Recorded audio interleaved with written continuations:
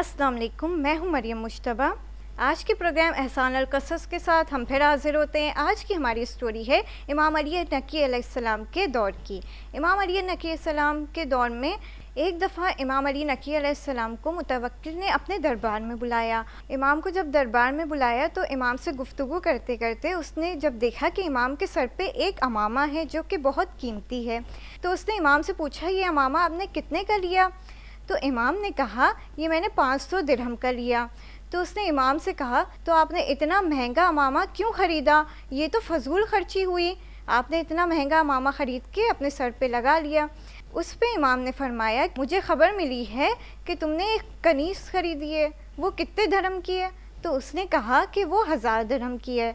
तो इमाम ने कहा कि मैंने अपने जिस्म के सबसे अच्छे हिस्से के लिए अमामा ख़रीदा 500 दिरहम का, और तुमने क्या ख़रीदा? एक कनीज़ ख़रीदी, वो भी 1000 दिरहम की। तो इसमें फ़जूल खर्ची किसने की, तुमने की या मैंने की?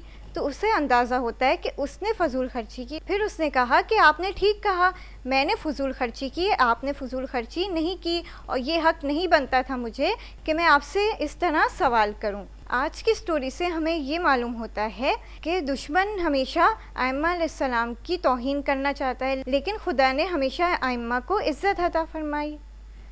आज की स्टोरी हमारी यहीं ख़त्म होती है। अगली स्टोरी के साथ हम फिर हाज़िर होंगे, तब तक के लिए खुदा हाफ़िज़।